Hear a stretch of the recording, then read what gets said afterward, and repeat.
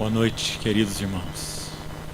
É uma alegria, um prazer, um privilégio da parte do Senhor poder estar na comunhão dos irmãos pela primeira vez aqui em Manhuaçu. Vários irmãos já sejam então conhecidos de face de alguns lugares. Somos agradecidos ao Senhor por esse tempo. Vamos abrir as nossas Bíblias no livro de Êxodo, capítulo 25.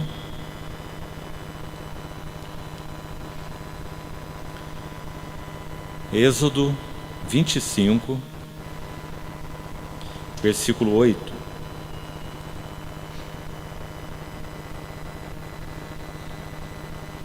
Êxodo 25, 8. E me farão um santuário, para que eu possa habitar no meio deles. Me farão um santuário, para que eu possa habitar no meio deles. Ainda no capítulo 29, verso 43.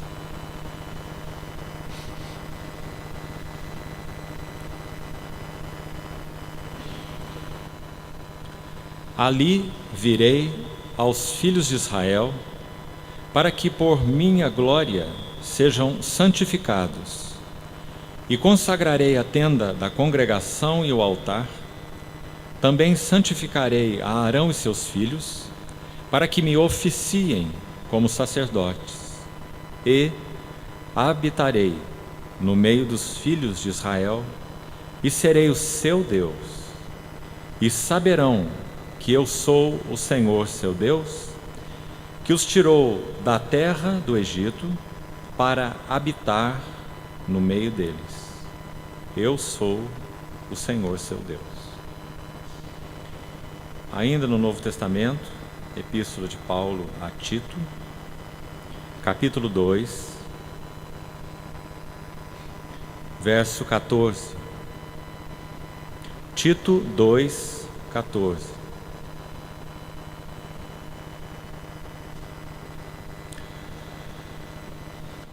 O qual a si mesmo se deu por nós, a fim de remir-nos de toda iniquidade e purificar para si mesmo um povo exclusivamente seu, zeloso de boas obras. A palavra exclusivamente nesse versículo vem de um termo original composto de duas expressões. Uma significa estar em torno de, e a outra, a primeira significa em torno de, e a outra estar, um verbo composto por duas raízes, em torno de e estar, exclusivamente seu, zeloso de boas obras. Purificou um povo para estar em torno de si. E um último versículo, inicialmente, primeira epístola de Paulo a Timóteo. 1 Timóteo capítulo 3, verso 15. Para que, se eu tardar, fiques ciente de como se deve proceder na casa de Deus, que é a igreja do Deus vivo, coluna e baluarte da verdade. Vamos ainda orar uma vez mais.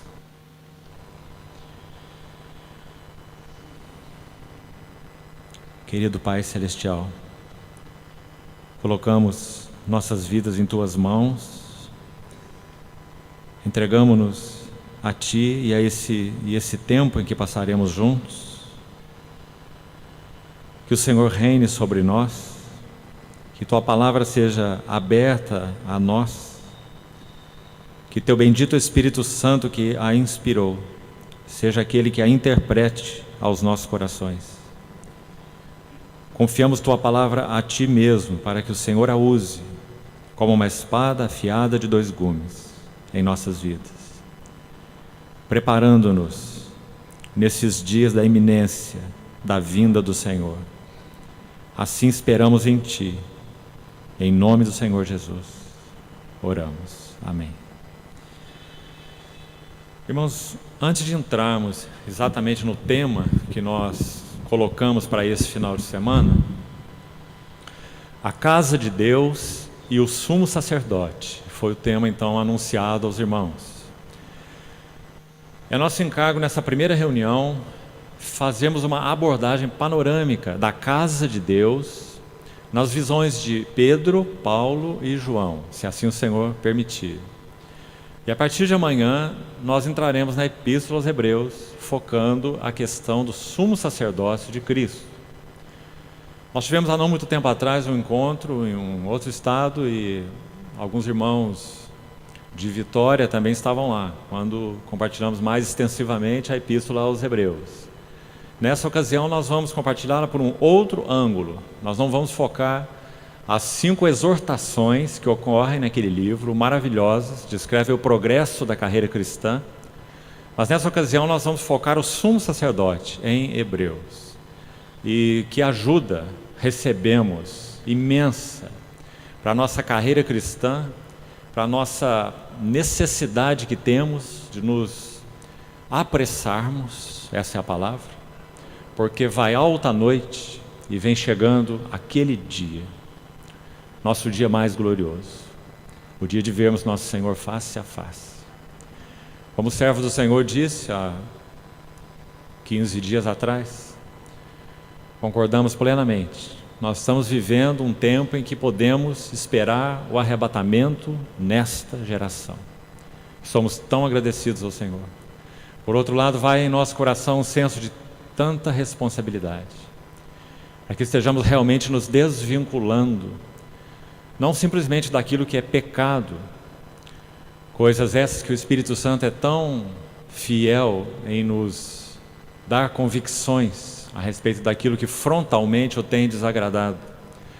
Mas igualmente o bendito Consolador é fiel em nos dar entendimento e convicção daquilo que não necessariamente é pecado, mas é peso em nossa jornada cristã, desembaraçando-nos de todo o peso e do pecado que tenazmente nos assedia.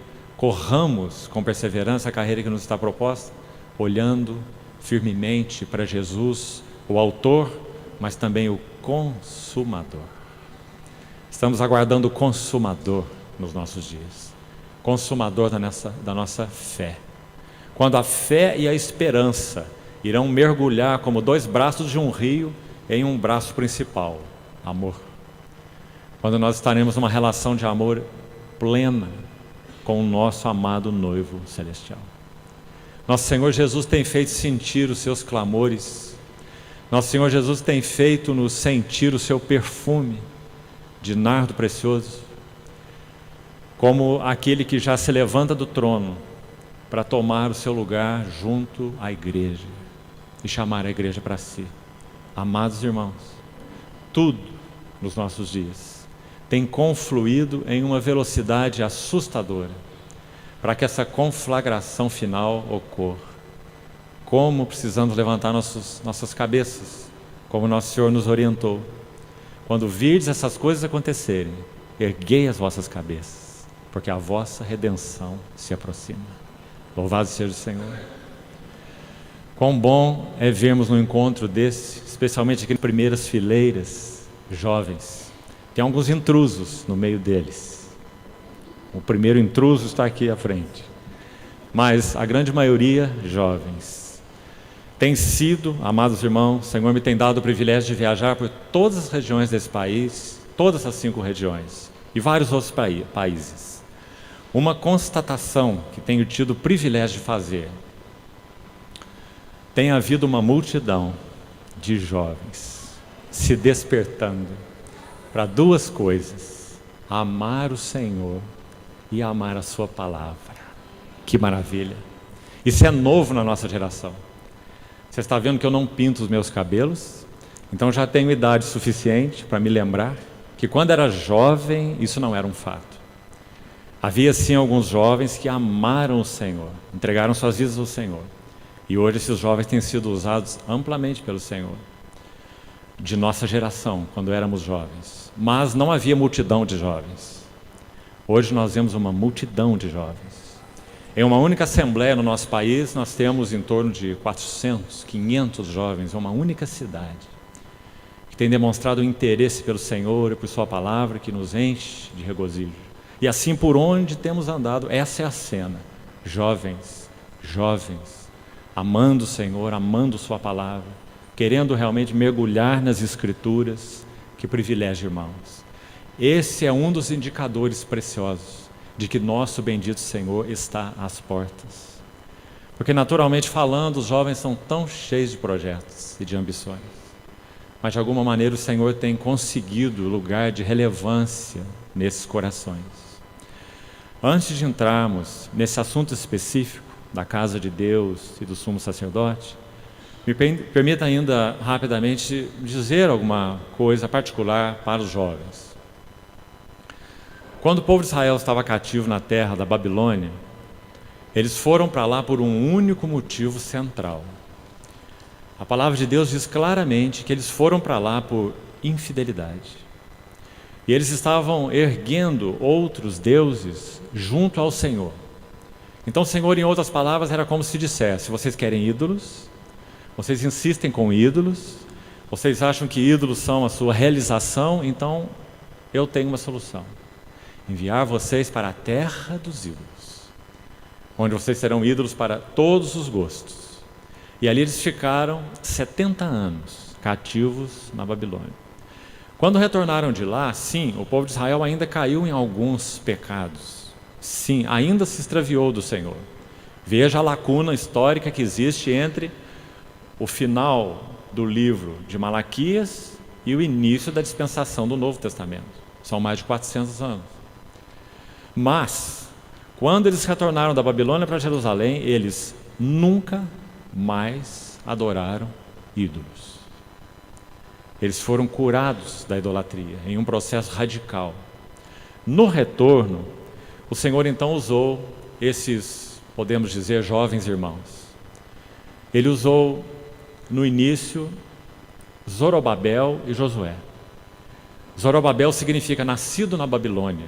Não podia haver um nome mais adequado. Tudo que ele conhecia era Babilônia. Mas um dia, quando o Senhor, na sua intervenção, falando pela boca de Isaías, ele disse que levantaria Ciro, chamando-o pelo nome, 100 anos antes de Ciro nascer. Isaías diz que Ciro seria o seu pastor e que libertaria Israel. Então Ciro libera aquele decreto real, narrado no final de 2 Crônicas, capítulo 36, e no primeiro capítulo de Esdras, quando o povo sai do cativeiro da Babilônia, todos aqueles cujo espírito Deus despertou. Essa é a chave. Deus é quem desperta o espírito para ocupar-nos com os interesses dele. E é isso que temos visto nessa geração, louvado seja o Senhor. Deus despertou o espírito de alguns para deixarem um lugar de prosperidade material, Babilônia. A história mostra que o povo de Israel ali cativo, estava cativo apenas por pertencer a um governo superior, mas tinham toda a liberdade, construírem suas próprias casas, terem os seus próprios negócios e constituírem as sinagogas. Sinagoga é uma ideia extra-bíblica, é uma ideia que foi constituída pela mente daquelas pessoas que estavam na Babilônia. Eles tinham sinagogas, inclusive, de associações de classe. Por exemplo, as sinagogas de ourívios, sinagogas de perfumistas, sinagogas de pedreiros, algo completamente contrário à mente de Deus, mas que aplacava a consciência religiosa daquele povo, de alguma maneira.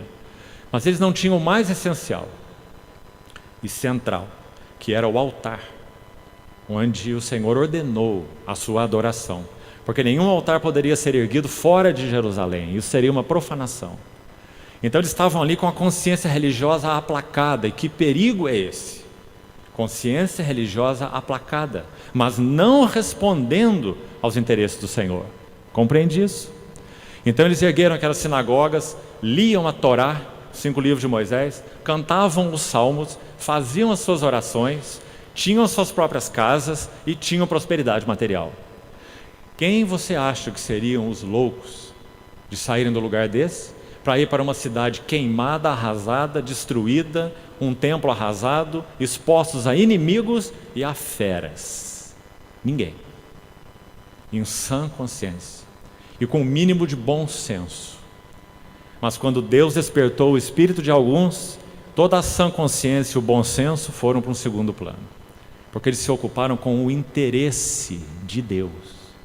E o interesse de Deus é a casa de Deus. E a casa de Deus não poderia ser edificada em nenhum outro lugar, senão onde ela tinha sido destruída, em Jerusalém. Então eles retornaram, por um único motivo, os interesses do Senhor. Jerusalém representava em particular, aquele lugar onde está o nome de Deus, a vontade de Deus e a glória de Deus. Então Esdras capítulo 1, versículo 5, diz que Deus despertou o espírito de alguns, e eles foram despertados, enfim, por causa do valor que deram ao nome de Deus, à vontade de Deus e à glória de Deus. Observe isso, irmãos. E é isso que o Espírito Santo, na sua fidelidade, tem feito em nossa geração. Isso é um imenso privilégio para nós, estarmos vendo esse quadro. Depois dessa primeira leva de cativos, décadas se passaram. A obra iniciou, foi paralisada, e o Senhor levantou uma palavra profética de Ageu e Zacarias, 2 livros maravilhosos. Eles começaram até mesmo retomar a obra de reconstrução do templo sem uma ordem real, porque a ordem anterior dizia para eles pararem, quando no capítulo 4 de Esdras eles foram acusados por inimigos, Sambalá, Tobias e os povos ao redor, e eles receberam uma carta de intimação para eles pararem com a obra, que eles não tinham direito de fazer aquilo, por causa da acusação que foi feita sobre o trabalho deles para o soberano, dizendo que aquela malvada cidade ia se edificando, eles iam se fortalecer, iam parar de pagar os impostos reais. Então o rei recebeu essa carta dos inimigos, mandou parar a obra, e a obra foi paralisada. Então Ageu vai escrever seu livro, e dizendo: vocês estão habitando em casas bem aparelhadas, mas a casa de Deus continua em ruínas. Por isso ele retém de vós o cereal, o vinho e o azeite, que figura mais linda na tipologia bíblica. Cereal fala de força. Salmo 104:15, o pão que lhe mantém as forças. Vinho fala de gozo, alegria. Azeite fala de brilho ao rosto. Salmo 104:15, o pão que lhe sustém as forças, o azeite que lhe dá brilho ao rosto e o vinho que lhe dá alegria ao coração. Então o Senhor disse: eu vos retenho essas 3 coisas, sem forças, sem testemunho e sem alegria, porque preocupam-se só com seus interesses, enquanto a casa de Deus permanece em ruínas. Então, quando aquela palavra foi liberada de Ageu e Zacarias, sem nenhuma autorização do soberano, natural, do rei, eles puseram mãos à obra de novo, podendo pagar com suas próprias vidas por essa situação, contrariando um decreto real. Mas o Senhor, em função de sua fidelidade, Provérbios diz que o coração do rei está nas mãos do Senhor, e este, segundo o seu querer, o inclina. Então, porque o seu povo foi fiel ao seu soberano celestial, o soberano celestial moveu o coração do soberano terreno. Então, depois de terem recolocado as mãos na obra, eles receberam uma autorização real. Depois, porque confiaram no soberano celestial e responderam à palavra de 2 profetas, Ageu e Zacarias. Então a obra foi completada. Esse é o primeiro retorno. No segundo, alguém foi levantado em particular: Esdras. Esdras significa auxílio. Queridos irmãos e irmãs, nós temos orado para que, em particular, a Igreja de Deus no Brasil tenha muitos Esdras. Auxílio.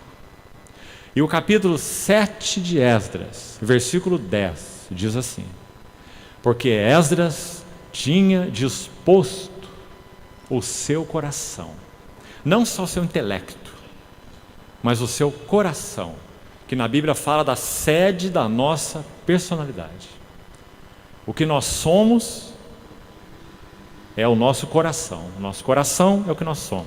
Esdras tinha disposto todo o seu coração para, agora vem 3 verbos aí: Primeiro, buscar a lei do Senhor. Graças ao Senhor, isso temos visto em nossa geração. Jovens têm disposto seu coração para buscar a palavra do Senhor. Segundo, para cumprir. Significa não apenas buscar por um interesse intelectual, curiosidade, a Bíblia é um livro interessante, não. Mas para obedecê-la. Guardar a palavra nos seus corações. Permitirem na linguagem de Hebreus que seja para si mesmos uma poderosa espada de 2 gumes, que divida alma de espírito, juntas de medulas, e penetre, sondando os pensamentos e os propósitos do coração. Que trabalho mais bendito é esse? Vamos ter tempo de ver o significado disso em detalhes, se o Senhor permitir, mais à frente, quando estivermos falando sobre o sumo sacerdote. Então, esse foi Esdras. Buscar a palavra do Senhor. Dedicação à palavra. Ele reservou tempo. Ele gastou-se pela palavra do Senhor. E então, para cumpri-la, para obedecê-la, e por último, o último verbo aí nesse versículo é e ensinar. Que sequência mais importante. Não pode ser invertida. Não há como ensinar nada para o povo de Deus que seja avalizado pelo Espírito Santo, se esse coração primeiro não tem avidez em buscar, dedicar-se e conhecer a palavra de Deus. Ele será um papagaio falante, sem nenhuma influência na vida de outros, repetindo a última mensagem que ele ouviu na internet ou o último livro que ele leu. Esse não era Esdras. Esdras dispôs o seu coração para buscar a palavra do Senhor e para cumpri-la ou obedecê-la e ensinar em Israel. Sabe o que aconteceu?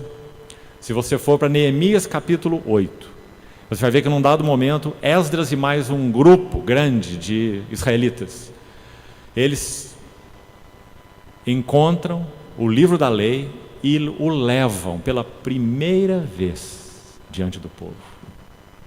Irmãos, esse livro estava na mão deles na Babilônia. Nenhum resultado foi produzido, senão religioso, lendo sua Torá, cantando seus salmos e aplacando sua consciência religiosa e nada mais. O nome de Deus estava em Jerusalém e eles na Babilônia. A glória de Deus em Jerusalém, eles na Babilônia. Os interesses de Deus em Jerusalém, eles na Babilônia. Você percebe? Mas agora não. Agora lá estava Esdras, auxílio, e mais aquele grupo grande de pessoas, lendo a lei diante do povo. Naquele tempo, os dias de Daniel tinham acabado de se passar e o povo esqueceu o hebraico e aprendeu o aramaico. Exatamente no período de Daniel. Metade do livro de Daniel é escrito em hebraico, metade do livro, a outra metade em aramaico. Então, quando eles recuperaram a palavra em Neemias 8 e começaram a pregar ao povo, está escrito em Neemias 8 que eles tinham que dar explicações para que se entendesse o que se lia, porque a palavra estava em hebraico e eles conheciam o aramaico.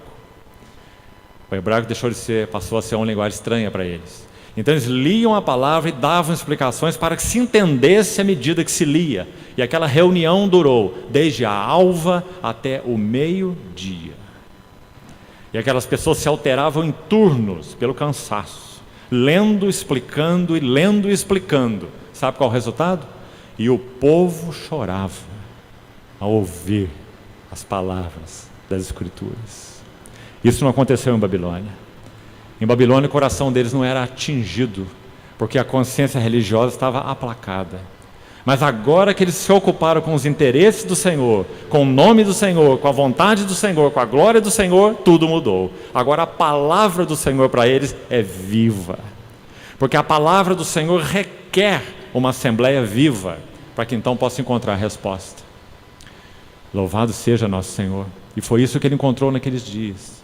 E então eles pranteavam tanto ouvindo as Escrituras, que aquelas pessoas tiveram que dizer assim a eles: não pranteeis, não choreis, enviai porções aos que nada têm, porque a alegria, o gozo do Senhor é a vossa força. Sabe o que significa esse versículo? Entenda-o bem, senão você vai interpretá-lo de uma forma antropocêntrica. Esse versículo significa: faça o Senhor alegre, e você será forte. A alegria do Senhor, o coração do Senhor contentado, satisfeito, é a vossa força. Qual o segredo do poder espiritual? Agrade o Senhor. Esse é o segredo. Esse é o único segredo. Quando nós agradamos o Senhor, então nós podemos ter poder espiritual. E a palavra de Deus pode falar a outros através de nossas vidas, como aconteceu desde aqueles dias. Neemias 8 é um registro de um avivamento espiritual. E amados, a nossa oração nesses dias, como falávamos, é que o Senhor continue levantando mais Esdras, que busquem, cumpram, ensinem na casa do Senhor. Para quê? Esdras e Neemias. Neemias vem após Esdras. O nome dele significa Jeová se consolou. Veja que sequência. Nascido na Babilônia, Zorobabel, Esdras, auxílio, Neemias e Jeová se consolou. Porque Neemias vai reedificar os muros de Jerusalém, que falam de separação. Antes a mistura era total, agora não. Agora o povo de Deus estava de novo separado para Deus. Muros foram edificados. E unidade. O muro é para separar o que está fora, para que não entre, onde não deve entrar, no seio da Assembleia do Senhor, porque a igreja é a casa de Deus, a igreja do Deus vivo, coluna, baluarte da verdade. Far-me-ão um santuário para que eu possa habitar no meio deles, para que por minha glória sejam santificados. A igreja não é lugar de mistura. Então os muros significaram para Deus seu consolo. E Jeová se consolou. Neemias. Então tanto Esdras quanto Neemias fizeram um trabalho igual, em épocas diferentes. Tanto Esdras quanto Neemias purificaram o povo para Deus. Ordenaram que eles despedissem as suas mulheres etéias, pagãs. Por quê? Só por causa do casamento misto em si mesmo? Não. Sabe qual é o motivo? Se a linhagem permanecesse mestiça, nunca o Messias poderia ser reconhecido. A raiz de Davi, o Senhor Jesus. Ou seja, quando tanto Esdras quanto Neemias purificam o povo para Deus, qual era o objetivo? A vinda do Messias, a primeira vinda. E hoje, quando os Esdras e Neemias de hoje se levantarem, qual é o seu objetivo? Purificar o povo para Deus, para a segunda vinda do Messias.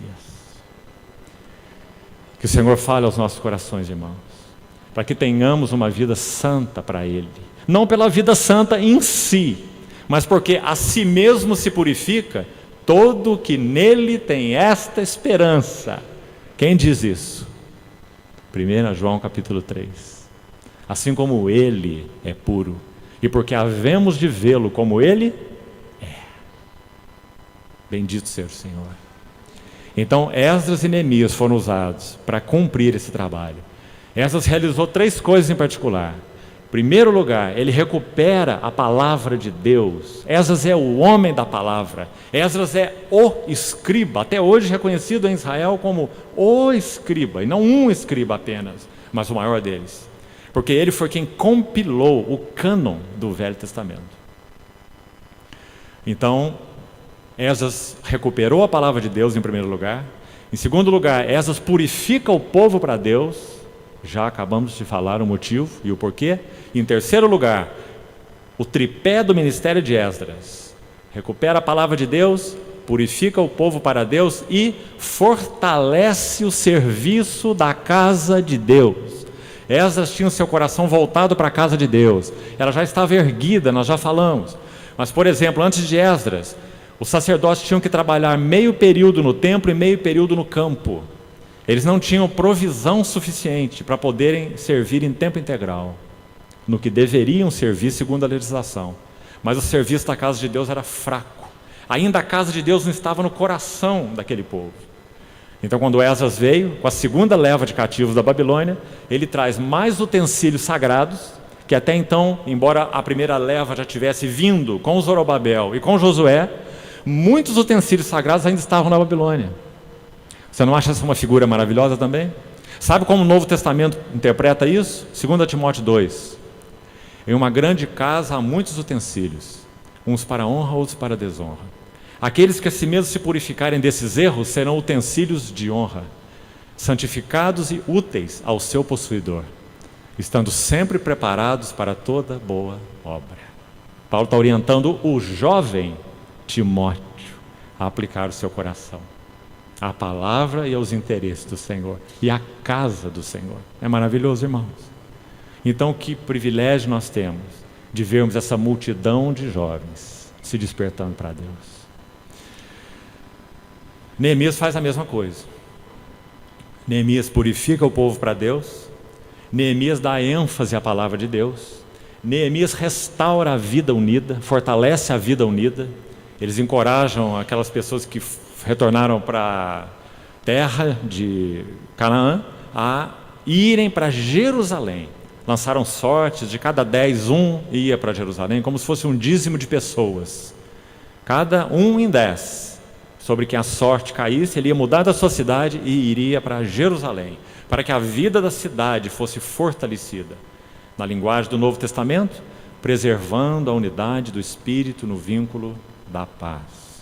Pelo auxílio de toda junta e segundo a justa cooperação de cada parte, a igreja faz o seu aumento para a edificação de si mesma em amor. Então, todas essas figuras maravilhosas nós encontramos no Velho Testamento, interpretadas na luz do Novo Testamento. E sem dúvida, concluindo então essa introdução, nós estamos vivendo os dias da segunda vinda do Messias, do nosso Senhor Jesus, o Filho de Deus. Nós o veremos face a face. Então, que o Senhor continue levantando Esdras e Neemias nos nossos dias, que deem prioridade ao que tem prioridade, que aprendam com critério, com prudência, a trabalhar menos, a ter menos interesses. A.W. Tozer foi um profeta de Deus na geração passada. Creio que todos aqui já ouviram pelo menos falar dele. Tozer disse, num pequeno escrito sobre o cultivo da vida interior, algo muito instrutivo, em particular para os jovens nos nossos dias. Ele disse assim: retire-se do mundo todo dia para um lugar tranquilo, ainda que esse lugar seja apenas o seu quarto. Desligue os sons desagradáveis e saia do seu lugar tranquilo, determinado a não ouvi-los. Reduza os seus interesses a uns poucos. Procure saber menos, mas saiba mais aquilo que é importante para a sua vida interior. Pratique a humildade, a sinceridade de uma criança. Tenha olhos simples. Ore interiormente a todo momento. Com o tempo, você aprenderá a fazer isso enquanto trabalha. Que maravilha, irmãos. Nossa comunhão com Deus não é limitada a lugares, nem a reuniões. Louvado seja o Senhor. O Senhor precisa ganhar o nosso coração. Onde está nosso tesouro? Aí também estará o nosso coração. É um princípio inviolável. Nós não precisamos cuidar do nosso coração. Esqueça o seu coração. Preocupe-se com o seu tesouro. Onde está o teu tesouro? Aí estará o teu coração. Se o nosso Senhor Jesus é nosso tesouro, se sua palavra é nosso tesouro, é aí que está o nosso coração. Sabe qual é o resultado disso? Malaquias 3. Eles serão para mim um particular tesouro naquele dia que eu prepararei, diz o Senhor dos Exércitos. Eu os pouparei como um homem poupa o seu filho que o ama. E naquele dia vereis outra vez a diferença entre aquele que serve o Senhor e o que não serve. Porque esses temiam ao Senhor e falavam uns aos outros. O que eles falavam? Do Senhor e da sua palavra. Porque eles temiam ao Senhor. No tempo de Malaquias, numa hora em que sacerdotes estavam oferecendo animais defeituosos no altar do Senhor. Malaquias diz assim: toma esse animal aí que você está oferecendo, leve para o seu governador, vamos ver o que ele vai falar. Para ele você não leva, para o Senhor você leva. Mas nessa hora trevosa de Malaquias, que livro o livro de Malaquias? A igreja no tribunal de Deus, é o tema de Malaquias. Para essas pessoas, Malaquias disse, ministrou suas reprovações em nome do Senhor, mas Deus nunca ficou sem um remanescente. Então, no capítulo 3, verso 16, os que temiam ao Senhor falavam uns aos outros. E o Senhor atentava e ouvia. Sabe o que significa essas palavras na língua original? Seu filho está fazendo uma brincadeira interessante aqui do seu lado. Mas você está tão confortável no seu sofá, numa noite fria com a sua lareira acesa, lendo um bom livro. Então você olha assim e vê seu filho fazendo alguma coisa. Você para a sua leitura super interessante, fecha o seu livro, põe do lado, debruça na sua cadeira e fica observando o seu filho. É a palavra que foi usada por Malaquias. O Senhor atentava e ouvia. Significa, Deus parou tudo para se debruçar e escutar o que eles estavam falando. Os que temiam ao Senhor falavam uns aos outros. E o Senhor atentava, se debruçava e ouvia. E sabe o que ele fazia? Após ouvir, escrevia um memorial. Leia Malaquias 3. E havia um memorial escrito diante dele, para os que temem ao Senhor e se lembram do seu nome. Estamos vivendo esses dias, os dias de Malaquias.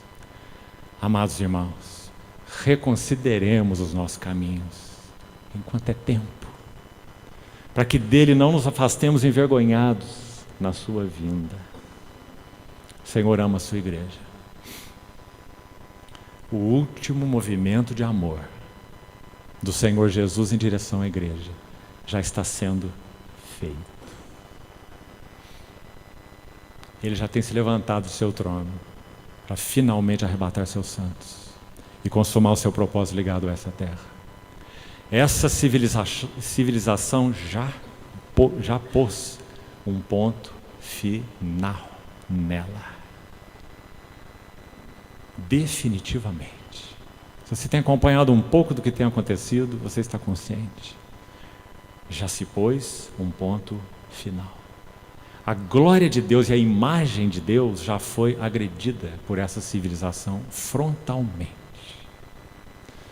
Acabou. Nós só aguardamos que o nosso Senhor abra o céu de novo, mostre o seu rosto para nós, arrebate a igreja, venha com os seus santos numa vinda visível, posterior a essa invisível, na qual ele vai arrebatar os santos. E só os santos vão vê-lo inicialmente, não todo olho, mas em uma segunda etapa, todo olho o verá. E o que essa terra vai descobrir é o quanto precisava dele sem o saber. Ele então com cetro de ferro regerá as nações, 1000 anos. E os santos e fiéis reinarão com ele. Que privilégio nós temos, queridos irmãos. Que o Senhor abra os nossos olhos. Esses são os dias que nós vivemos. Vamos então voltarmos para o nosso tema principal.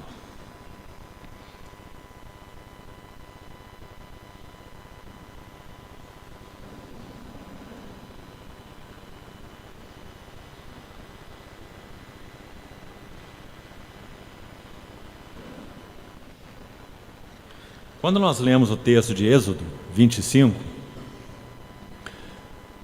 e os seguintes, Êxodo 29, Tito 2, Tito 3 e 1 Timóteo 3, a finalidade é que nós deixássemos claros, com a ajuda do Senhor, que essa questão de Deus habitar com o seu povo é um desejo eterno do seu coração.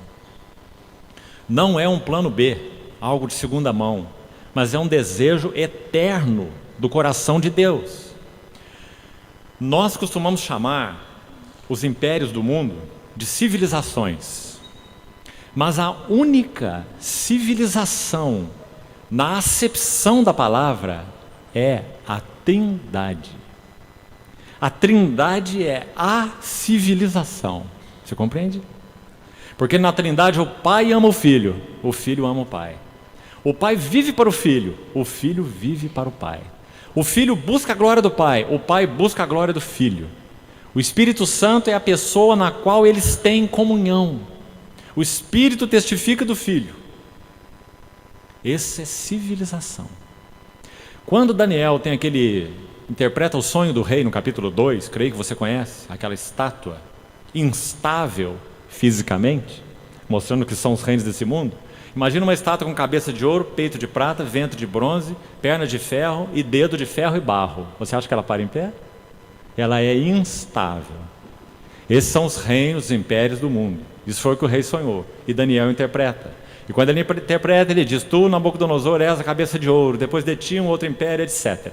Quando você vai ao capítulo 7, capítulo 2 de Daniel e 7 de Daniel, eles têm que ser lidos juntos, porque é o mesmo tema. Só que no capítulo 2 nós vemos impérios, reinos ou civilizações, como nós usamos o termo.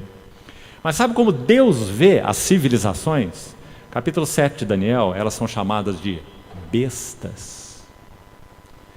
Daniel diz: e olhando eu vi 4 animais, na língua original, 4 bestas. A primeira besta, um leão, Nabucodonosor. A segunda besta, um urso, Ciro, no Império Persa. A terceira besta, um leopardo, Alexandre o Grande. E a última besta, a mais terrível, se referindo aos Césares, uma besta composta, se referindo ao Império Romano. Bestas e impérios. Ou seja, não há civilização sem Deus. A Trindade é a única civilização. E porque a igreja foi incluída na comunhão com a Trindade, então a igreja para Deus é a única civilização. E por isso ela é a única que permanecerá pelos séculos dos séculos. Compreende o valor disso, irmão? Abra sua Bíblia em Daniel capítulo 7, por favor. Daniel capítulo 7. Veja que lindos textos. Veja o verso 14.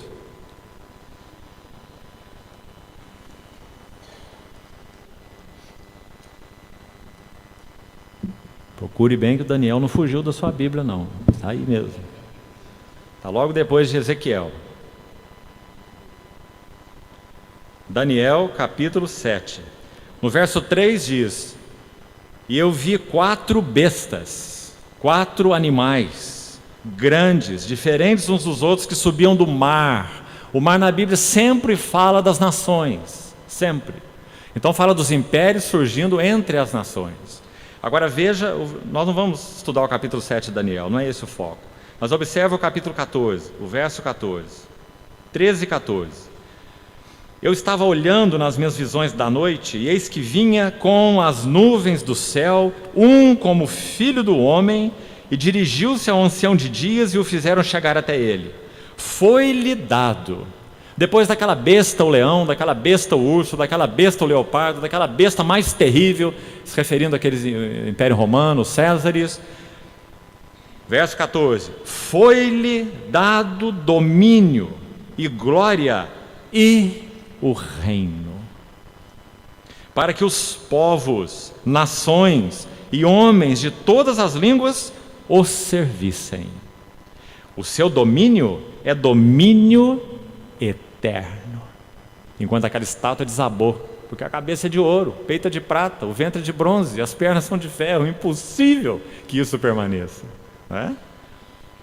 O seu domínio é um domínio eterno que não passará, e o seu reino jamais será destruído. Ah, graças ao Senhor, nós somos as portas desse reino se abrir diante de nós, porque o rei está voltando. Versículo 27 desse mesmo capítulo. Veja o verso 18 de passagem, antes de lermos o 27. Daniel 7,18. Mas os santos do Altíssimo receberão o reino e o possuirão para todo o sempre, de eternidade em eternidade. Não é maravilhoso, irmãos? Graças ao Senhor. Ah, sim, essas palavras fazem soar um maranata consistente no nosso coração. Vem, Senhor Jesus, apronta-nos, Senhor.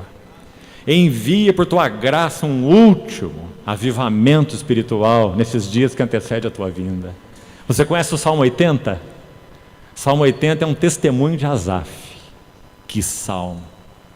Aquele salmo 3 vezes cita o versículo seguinte: restaura-nos, Senhor dos exércitos, faze resplandecer o teu rosto e nós seremos salvos. 3 vezes. No verso 14 do Salmo 80, ele diz assim: volta-te, Senhor, nós te rogamos, olha do céu, vê e visita. Visita esta vinha, protege o que tua mão direita plantou e o sarmento que fortaleceste para ti. Que linda oração por avivamento. Que o Espírito Santo registre no nosso coração esse versículo nessa noite. Precisamos orar por uma visitação real, não barulho, movimentos, estratégias, pragmatismos e coisas que nós estamos cansados de ver no seio da igreja, mas um genuíno avivamento espiritual, em que o Senhor desperte vidas e corações para Ele mesmo, não para coisas, para a sua palavra acima de qualquer outra coisa, esse avivamento espiritual. Então Ele visite o seu povo em uma verdadeira visitação, para que então o Senhor Jesus não resista no que concerne então a vir nos chamar para Ele, nesses dias em que temos vivido, porque, amados, nós careceremos dessa visitação antes que o Senhor venha. Quanto mais dias vivermos, mais careceremos, porque nós estamos já mergulhados em um funil terrível. Vai alta a noite e vem chegando o dia. A nossa salvação está mais próxima agora do que quando no princípio cremos. Então, nesse mesmo Salmo 80, concluindo lá nos versos 17, 18 e 19, Asaf, no seu testemunho, mais que um salmo, é um testemunho de Asaf, ele diz assim: vivifica-nos e invocaremos o teu nome. O versículo, na verdade, começa dizendo assim: e assim nós não nos apartaremos de ti. Quando que nós não nos apartaremos de ti? Verso 14: volta-te, Senhor.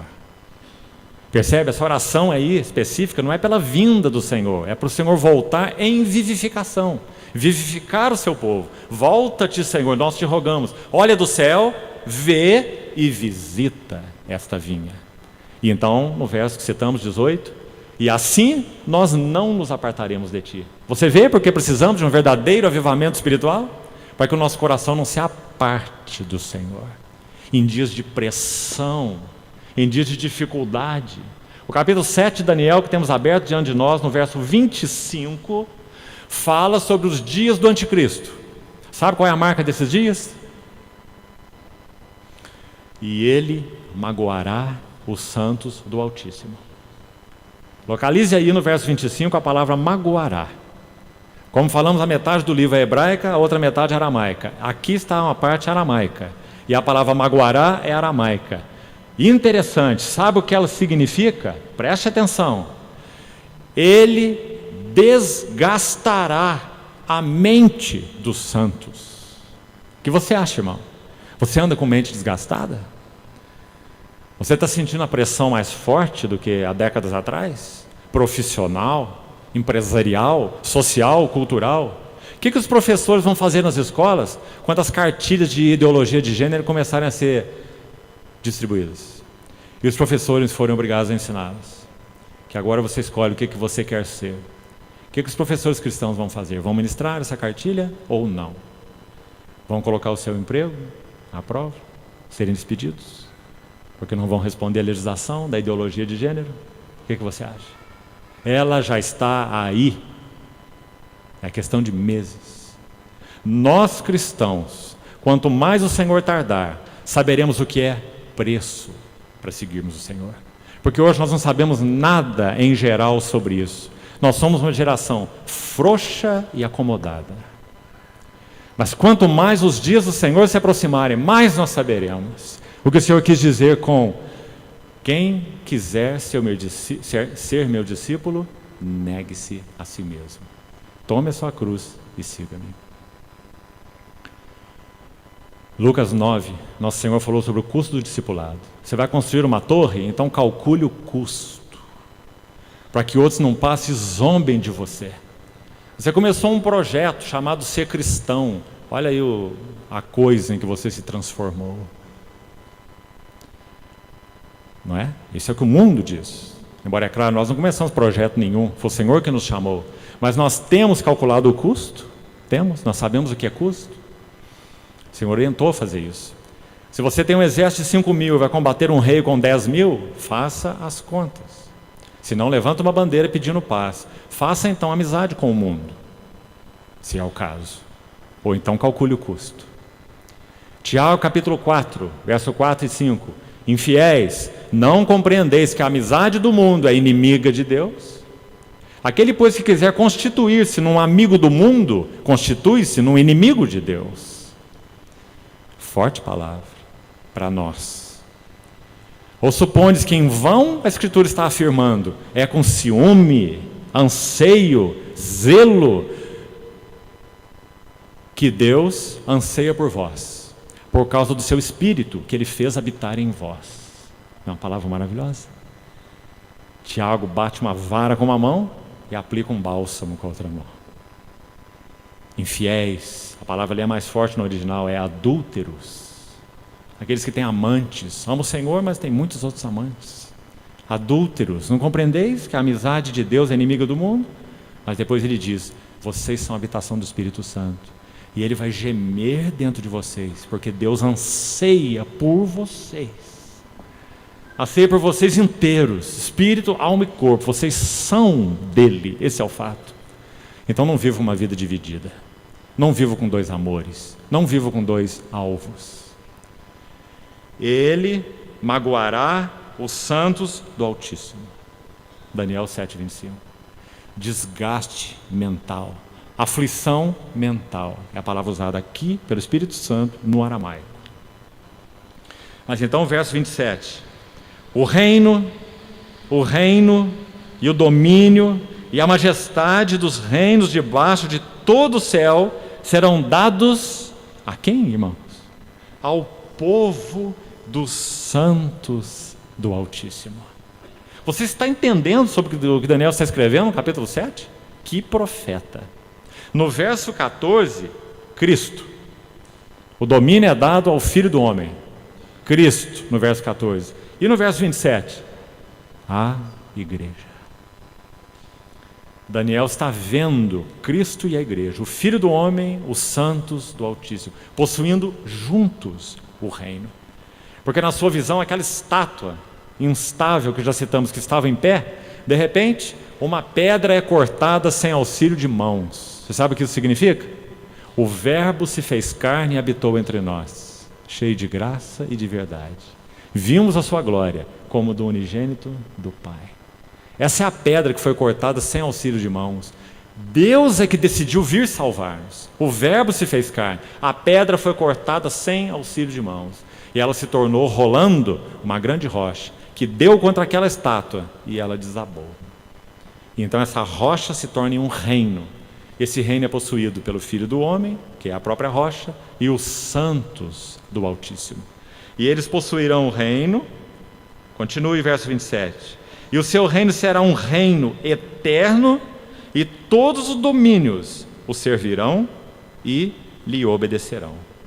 Aqui terminou o assunto. Tinha que terminar mesmo, né?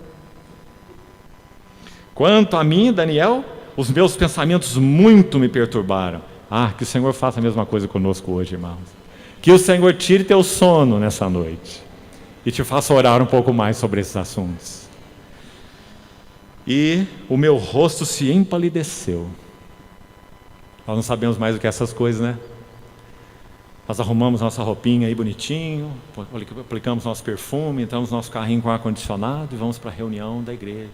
Ouvir uma música boa, né? Fazer críticas sobre os pregadores, a maioria é complicado, né? A maioria tira nota baixa.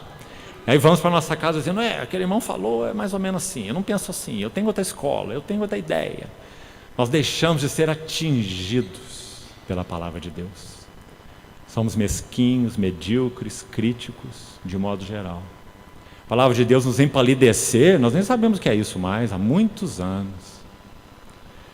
Mas pela bondade de Deus, fidelidade de Deus, como iniciamos, Ele tem levantado um povo no meio do povo, um remanescente, que o ame, o tema, o queira.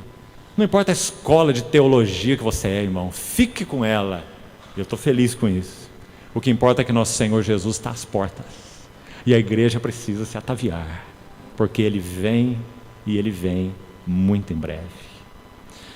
E os santos possuirão o reino, e todos os domínios o servirão, e lhe obedecerão. Nós tentamos sair da introdução, voltamos para ela, né? Mas então, esse assunto da habitação de Deus com seu povo é um assunto eterno. Não é um plano B de Deus, como falávamos. Um plano de segunda mão. Esse é o seu desejo. E Ele está prestes a consumá-lo. Qual é a nossa responsabilidade? Sermos casa para Deus, na acepção da palavra. Como que o Senhor prepara a sua casa? O que é essa casa para Deus? Qual o significado dessa casa? Então nós vamos buscar alguma ajuda hoje, se não for possível falarmos tudo hoje. Amanhã, metade do período pelo menos, nós concluímos, para não sermos muito apressados nesse assunto importante. Vamos falar um pouco dessa visão da casa de Deus, de acordo com Pedro, Paulo e João. E daqui a pouco vamos explicar por que escolhemos esses três. Então, vendo um pouquinho sobre a casa de Deus, nós vamos entrar na questão do sumo sacerdote, como nós falamos, nosso tema. Casa de Deus, sumo sacerdote. Pedro, Paulo e João foram particularmente separados por Deus para nos anunciar uma tríade no que concerne a visão da casa de Deus, que são fundamentais, indispensáveis. Eu quero ousar dizer, irmão e irmã, que se você, com a ajuda do Senhor, não puder capturar e desenvolver o que nós vamos compartilhar aqui, você não sabe o que é a casa de Deus. Porque o Senhor usou de maneira única Pedro, Paulo e João para mostrar três aspectos da casa de Deus que compõem, atente para isso aqui, o que Paulo chamou quando deu seu testemunho diante de Agripa, em Atos 26, versículo 19, quando ele diz: pelo que, ó rei Agripa, eu não fui desobediente à visão celestial. Você lembra dele testemunhar assim ao rei? Ele resumiu toda a carreira dele em uma palavra: minha carreira, ó rei, é resultado de uma visão celestial, e eu não fui desobediente à visão celestial. Agora, se nós desdobrarmos esse termo, qual é a visão celestial que Paulo teve? Que visão é essa? Você vai dizer: é Cristo glorificado que ele viu na estrada de Damasco. E ali ele viu duas coisas importantíssimas. Ele viu que Jesus é Jeová, porque ele ouve uma voz hebraica falando com ele: quem és tu? Ele ouve uma voz hebraica falando com ele: Saulo, Saulo. E ele então retribui a pergunta, ele faz uma pergunta em hebraico também, ele vai narrar no capítulo 26, dizendo: quem és tu, Senhor? A palavra é Jeová. Ele usa essa palavra para o Deus eterno. Ele reconhece de alguma maneira que quem falou com ele foi o próprio Jeová. Então ele pergunta: quem és tu, Jeová? E ele ouve a resposta: eu sou Jesus. Eu sou Jesus, a quem tu persegues. Então, em uma experiência, Paulo viu as duas grandes coisas da sua vida. Ele viu que, primeiro, Jesus de Nazaré, que ele amaldiçoava e que considerava um impostor, e por isso se tornou um matador de cristãos, era Deus, Jeová em carne, Jesus de Nazaré. Esse foi o primeiro impacto de Paulo na estrada de Damasco, que o levou com a boca no pó, porque ele estava tocando no corpo de Cristo. Então, a segunda parte da declaração: primeiro, eu sou Jesus, então Jeová é Jesus. E segunda parte: a quem tu persegues. Então, quando ele toca na igreja e mata os santos, ele toca em Jesus e toca em Jeová, porque Jesus é Jeová. Então ele viu essas duas grandes coisas: Jesus é Deus, a igreja é corpo de Cristo. O que Jesus é no céu, a igreja é na terra. Ele está em união orgânica com ela. E aí João vai nos dar esse ensino maravilhoso, em João 14:16, principalmente, quando fala sobre o Espírito Santo. Eu e o Pai, disse Jesus, viremos e faremos em vocês morada. A igreja é introduzida na comunhão com Deus triuno, a igreja é corpo de Cristo. Então Deus selecionou Paulo, Deus selecionou Pedro e Deus selecionou João, para que juntos nós tivéssemos uma visão. Guarde isso, irmão, tão importante. A visão celestial. O que Pedro tem para nos dizer sobre a casa de Deus? O que Paulo tem a nos dizer sobre a casa de Deus? O que João tem a nos dizer sobre a casa de Deus? Agora, talvez nos ajude para a finalidade didática, passar um esboço inicial para os irmãos, pelo menos para os que estão anotando. E sobre esse esboço nós vamos compartilhar, hoje e talvez amanhã pela manhã. E o esboço é o seguinte: se você fizer um quadro aí, Pedro, Paulo e João, como cabeças de coluna, Pedro, Paulo e João, você vai colocar embaixo aqui da palavra Pedro, templo. Porque o que Pedro viu sobretudo é que a igreja é um templo espiritual. Essa é a visão característica de Pedro. Nós vamos ver já por quê na sua epístola. Debaixo do nome Paulo, na segunda coluna, você coloca corpo. Paulo se referiu à igreja de diversas formas. Só em Efésios ele usa 7 designações para a igreja. Interessante serem 7. 7 fala de plenitude. Paulo chama a igreja de corpo, e veja aí o primeiro que ele usa, o que vem no número 1, corpo, Efésios 1, 22 e 23. Pôs todas as coisas debaixo dos seus pés, e para ser o cabeça sobre todas as coisas, o deu à igreja, a qual é o seu corpo. A plenitude. O que significa a igreja ser corpo? Significa que ela é a plenitude de tudo que Cristo é. Plenitude daquele que tudo enche em todas as coisas. Esse que tudo enche em todas as coisas, segundo Efésios 4, capítulo 8, versículo 8, é Cristo, que subiu acima de todos os céus para encher todas as coisas. Cristo. Então a igreja é a plenitude daquele que enche tudo em todas as coisas, porque ela é o corpo de Cristo. Então a visão central de Paulo sobre a igreja é que ela é corpo, mas também Paulo fala que ela é feitura, Efésios 2:10, novo homem, Efésios 2:15, família de Deus, verso 18, santuário espiritual, verso 20 e 21, noiva de Cristo, Efésios capítulo 5, e um guerreiro de Cristo, Efésios capítulo 6. Revestidos de toda a armadura de Deus. Então ele apresenta 7 figuras, mas a central é corpo, na visão de Paulo. Debaixo da coluna João, você vai colocar o termo família. A ênfase de João é que a igreja, a casa de Deus, é família de Deus. Então nós já temos uma tríade maravilhosa, você vê? A igreja é um santuário espiritual, porque o Espírito Santo habita nela. Então santificai-vos. Na visão de Paulo, a igreja é corpo de Cristo, porque por causa do mesmo Espírito Santo, nós somos constituídos corpo, do cabeça exaltado à destra da majestade. Ele é cabeça, nós somos corpo. E na visão de João, a casa de Deus é uma família de muitos filhos, onde nós temos pais, jovens e filhinhos. Lembra a linguagem de João? Tão clara. Então, esses seriam os termos nesse esboço. Agora você pode continuar então. Terceira linha no esboço. Debaixo da coluna Pedro, a palavra templo, debaixo da palavra templo, a palavra pedras. Então Pedro vai dizer o que na sua epístola? Pedro, 1 Pedro 2, 4 e 5. Ele é a pedra que vive. Quem é a pedra que vive? Jesus Cristo. Rejeitada sim pelos homens, mas para com Deus, eleita e preciosa. Agora o verso 5, 1 Pedro 2, 5. Também vós mesmos. Que linda frase. Ele é a pedra que vive. Também vós mesmos. Como pedras, plural agora, que vivem. Que privilégio, irmãos. O caráter, a natureza de Cristo foi plantada em nós.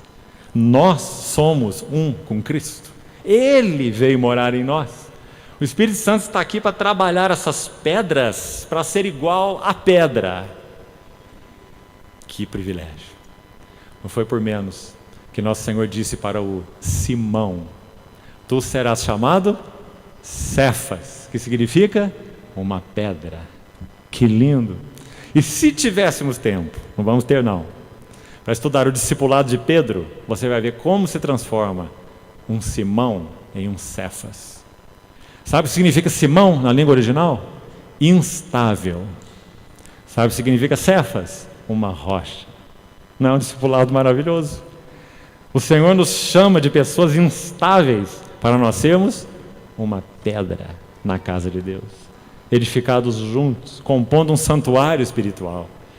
Tu és Simão, o filho do João. Você pode imaginar isso? Foi a primeira frase que Pedro ouviu de Jesus, que o Simão ouviu de Jesus. Não é uma frase interessante? Porque literalmente ele está falando: você é um instável filho do ninguém. Porque parece que naquele tempo lá na Palestina, metade dos homens chamava Simão, a outra metade chamava João. Então ele falou para Pedro: você é o Simão, o filho do João. É como se aqui no Brasil ele dissesse assim: você é o Zezé, filho do João também. Não é? Não é isso? Tão comum. Por exemplo, Pedro ou Simão, você não é ninguém. Você é Simão, filho do João.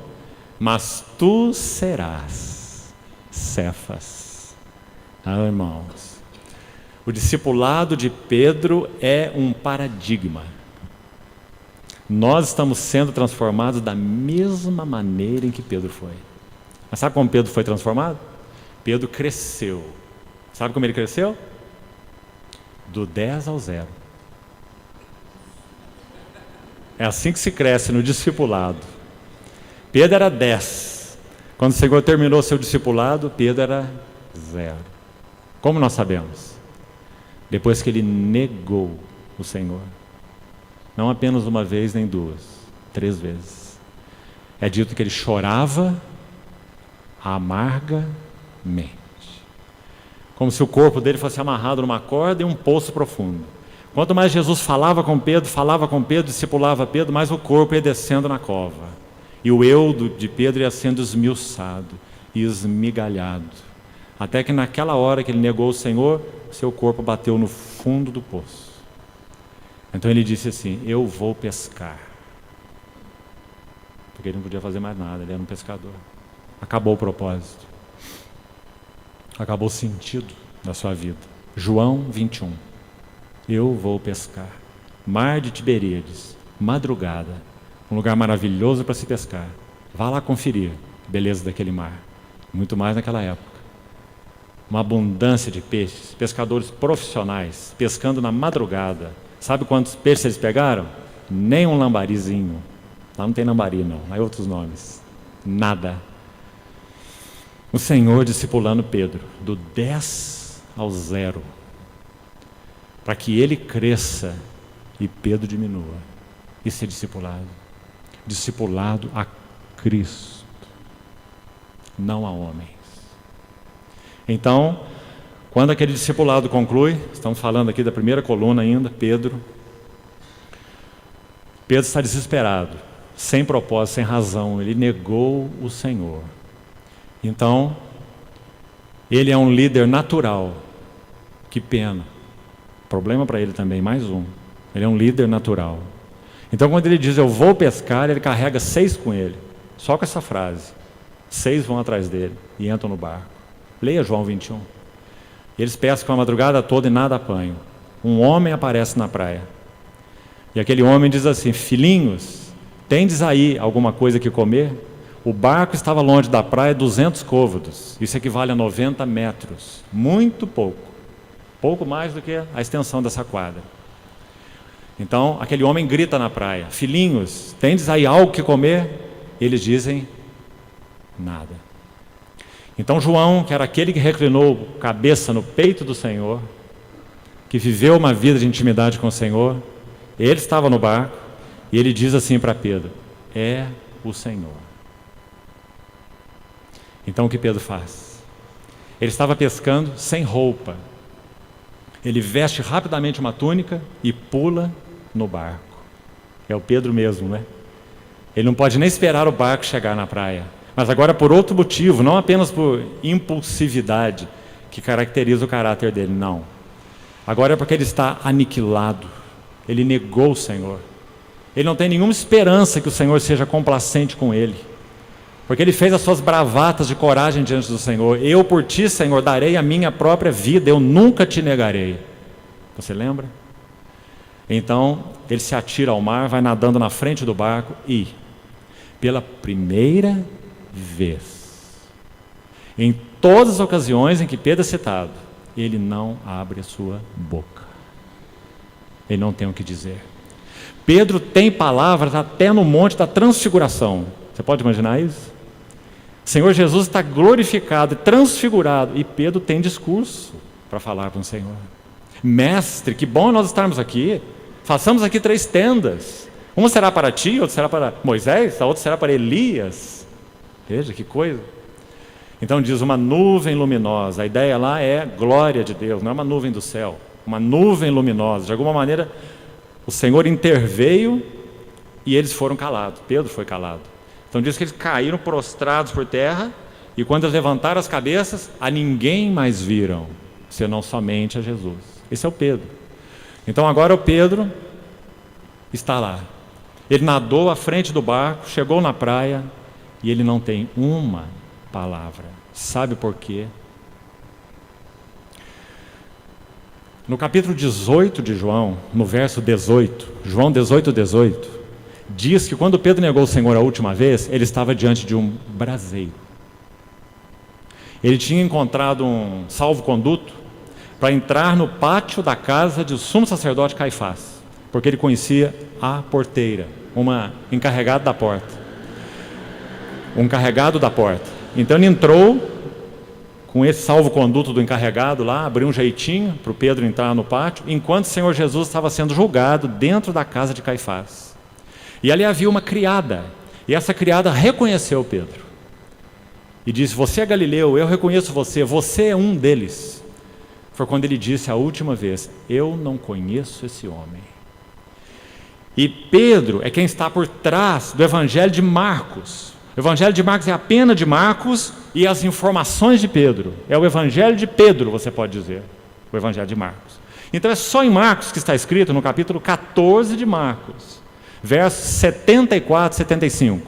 Está escrito que Pedro não apenas negou o Senhor, mas que ele anatematizou, ou praguejou. Sabe o que significa? Ele disse: Jesus é anátema, ou Jesus é maldito. Essa foi a palavra que Pedro usou quando ele negou a última vez. Então agora ele está pescando nessa situação. João diz: é o Senhor. Pedro pula na água, e quando ele vai nadando até aquela praia, o que ele vê na praia? Um braseiro. Ah, irmãos, Nosso Senhor montou um braseiro na praia para chamar de volta a memória de Pedro, a memória do último braseiro. Só há 2 vezes no Evangelho de João em que a palavra braseiro aparece.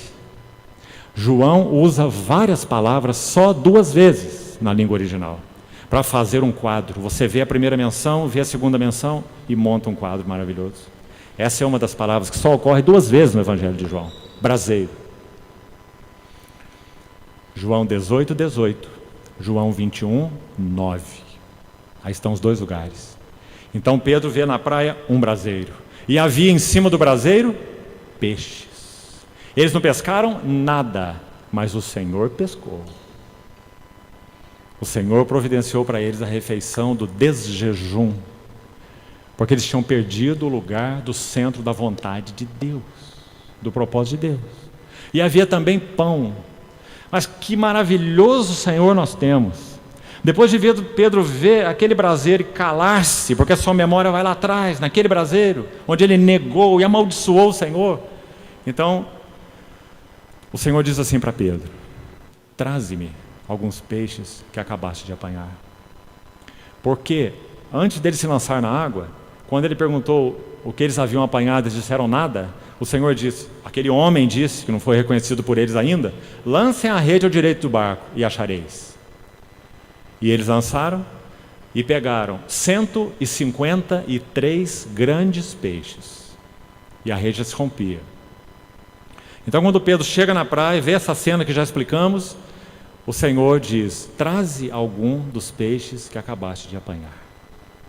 E ele então, diz o texto, vai rapidamente lá e começa a puxar a rede. Que interessante esse homem, né? Imagina uma rede com esse peso, 153 grandes peixes. E lá está o Pedro arrastando aquela rede para pegar os primeiros peixes que ele encontra, para levar para aquele braseiro que estava erguido ali. Mas nenhuma palavra, nenhuma só palavra dele. Então eu imagino o Senhor Jesus assando aqueles peixes e Pedro esperando. E o Senhor preparando o pão e cozinhando o peixe. O peixe demora para cozinhar. E a consciência, o coração de Pedro se aquecendo por um lado. O Senhor foi de encontro dele. Como ele poderia esperar isso? Ele disse que Jesus era um maldito. E o Senhor vai ao encontro dele. Ainda pede alguns peixes que eles apanharam. O que o Senhor está dizendo? Em figura. O Senhor está dizendo que ele iria, na sua graça, recuperar e restaurar Pedro. Porque agora Pedro tinha chegado ao zero. E o Senhor só pode nos usar quando nós chegamos ao zero. Então, aqueles peixes foram levados para o Senhor. E então começa o discurso. O Senhor é o primeiro que abre seus lábios. E ele vai dizer: Pedro, tu me amas? Ah, que pergunta, irmãos. Essa pergunta traspassou Pedro completamente. O Senhor Jesus usou a palavra ágape, que fala de um amor que dá a sua própria vida. Um amor sacrificial. Porque Pedro disse que era esse amor que ele tinha pelo Senhor. Então o Senhor quer confirmar. Ele diz: Pedro, tu me amas? Tu tens ágape por mim? Sabe o que Pedro faz? Ele troca a palavra ágape por filéu. Ele diz: sim, Senhor, tu sabes que eu te amo. Mas ele usa filéu, que é um amor inferior. Não é amor sacrificial. Tendo amado os seus que estavam no mundo, amou-os até o fim. João 13:1. Esse é o amor do Senhor. Pedro achava que ele tinha esse amor. Por isso ele teve que ser quebrado e chegar ao zero. Para que ele aprendesse a confiar não no seu amor pelo Senhor, mas no amor do Senhor por ele. Então ele disse: sim, Senhor, tu sabes que te amo. E o Senhor disse: apacenta minhas ovelhas. E a segunda vez o Senhor pergunta: Pedro, tu me amas? Ele diz: sim, Senhor, tu sabes que eu te amo. De novo o Senhor usa a palavra ágape, e Pedro usa a palavra filéu, um amor de amizade, um amor mais baixo, digamos assim, embora seja ainda uma palavra valorosa, esse filéu, fala de amor fraterno, fraternidade. E o Senhor diz novamente: então apacenta os meus cordeiros. Pela última vez o Senhor pergunta: Pedro, tu me amas? Porque Pedro o negou 3 vezes. Então o Senhor pergunta 3 vezes. E agora, por último, o Senhor condescende com Pedro. E ele não usa mais a palavra ágape. O Senhor agora usa a palavra filéu, derivada de filéu. E Pedro de novo responde com a palavra filéu. O que isso quer dizer? Que o Senhor então se rebaixou ao nível de Pedro, para tornar o filéu de Pedro um ágape verdadeiro. E assim o capítulo 21 de João termina.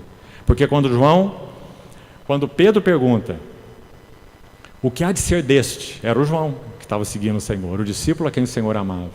Então o Senhor disse para Pedro: Pedro, não te importes do que vai ser deste. Se eu quiser que ele permaneça até que eu venha, esse assunto é meu. Quanto a ti, segue-me. Porque quando você era jovem, você se cingia e ia para onde queria. Você viu quem somos nós? Se cingia e fazia o que queria. Seus interesses, seus desejos, seus planos, seus projetos. Mas quando fores mais velho, outro te cingirá e te levará para onde não queres. Isso disse Jesus, significando o gênero de morte que Pedro iria morrer para glorificar a Deus. E quando chegou o dia, o que aconteceu? Agora nós temos ágape. Porque quando chegou o dia, Pedro foi ser crucificado, segundo a história e a tradição. E o que ele disse? Virem a minha cruz de cabeça para baixo, porque eu não sou digno de morrer como morreu o meu Senhor. Agora Pedro tem ágape pelo seu Senhor. porque agora ele foi esvaziado. Irmãos, nós vivemos dias em que nosso Senhor precisa nos esvaziar. Muito daquilo que nós chamamos de amor a Deus, não é amor a Deus em hipótese nenhuma. É um amor a nós mesmos, disfarçado.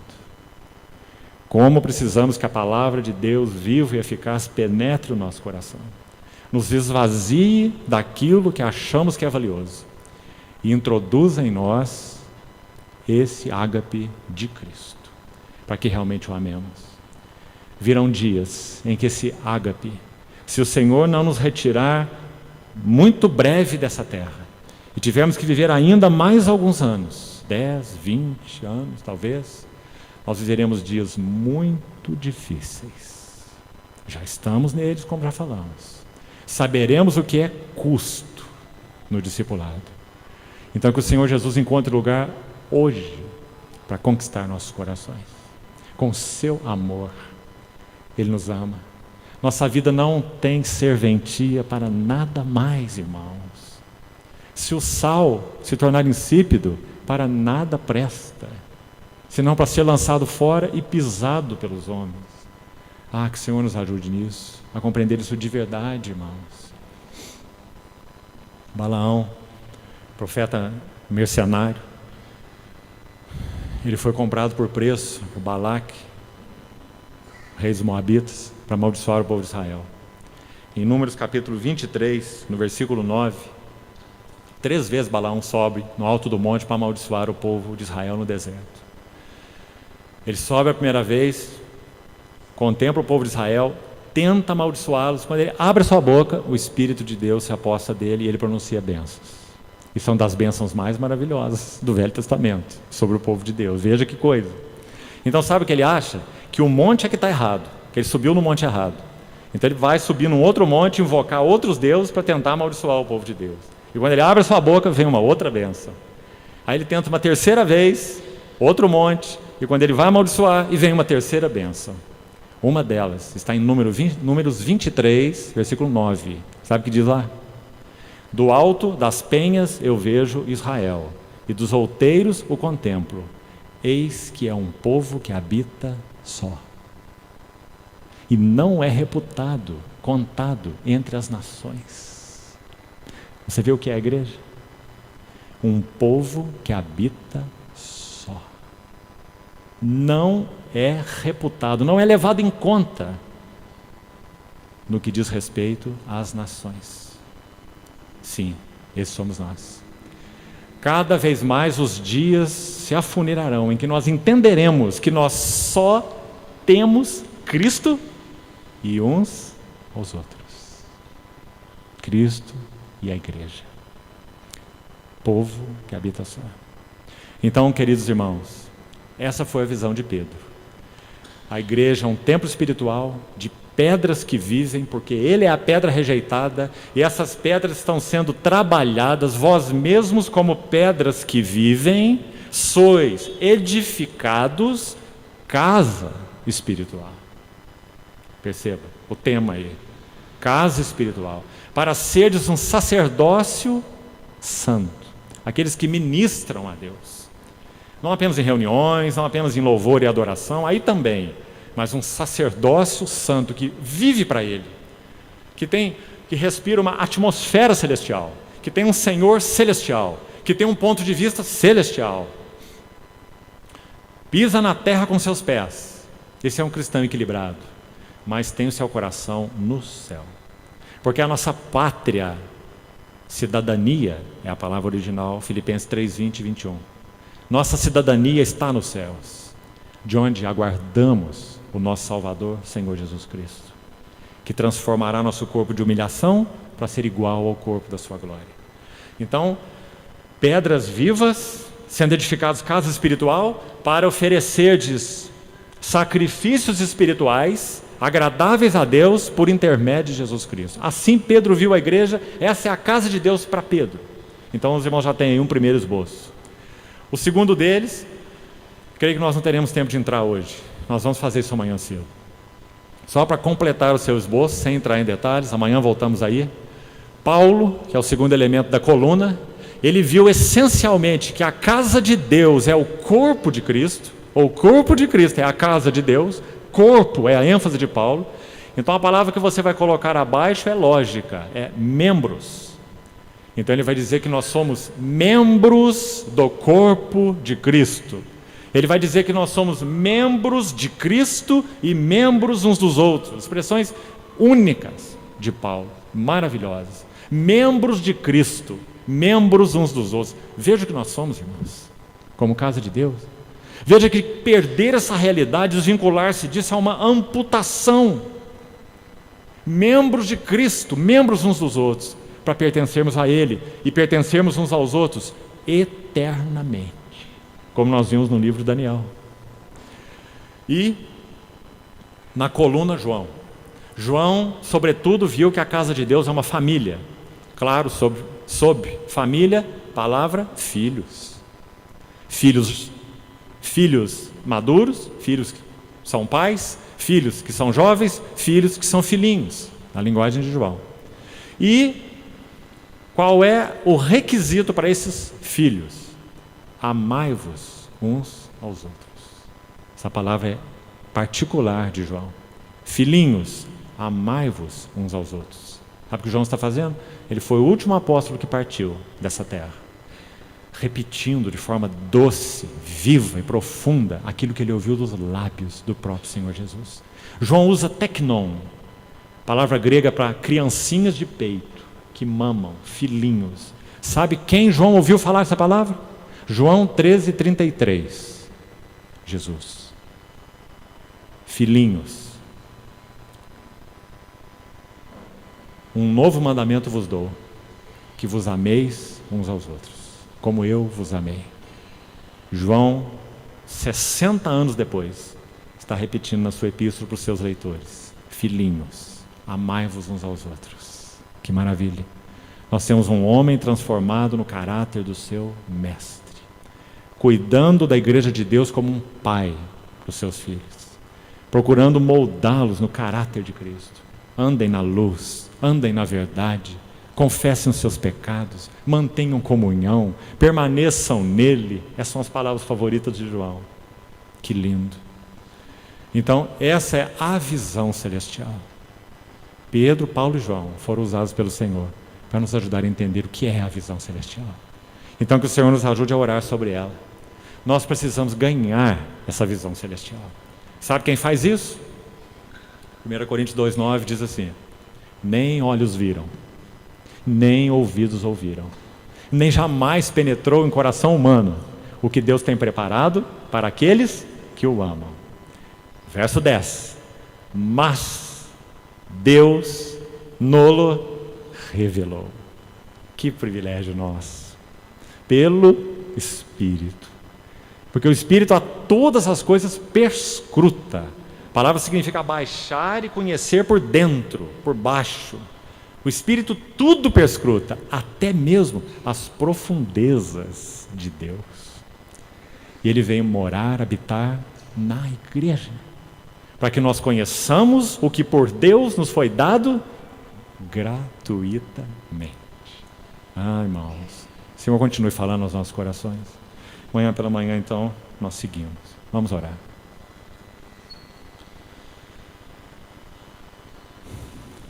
Senhor, mais uma vez entregamos a Ti a Tua palavra compartilhada e Te pedimos que tudo que o Senhor quis deixar plantado em nossos corações nessa noite, que não se perca. Socorre-nos, Senhor, para que Tua palavra seja semeada em sulcos profundos do nosso coração e possa produzir para Ti frutos a 30, 60 e a 100 por um. Mais uma vez oramos pelos jovens, Senhor. Sim, que o Senhor levante na Tua fidelidade os Teus Esdras e Neemias nessa hora, que amem o Senhor e Sua palavra. Abre os nossos olhos para vermos as maravilhas das Tuas leis. Oramos, Senhor. Maranata, vem, Senhor Jesus. Completa o Teu plano, Teu programa de amor. Leva-nos para Ti. Seca as nossas raízes nesse mundo. Prepara-nos, Senhor. te pedimos. Ó bendito Espírito Santo, fiel Eliezer, vem ganhar de todo o nosso coração, te pedimos. Em nome do Senhor Jesus. Amém.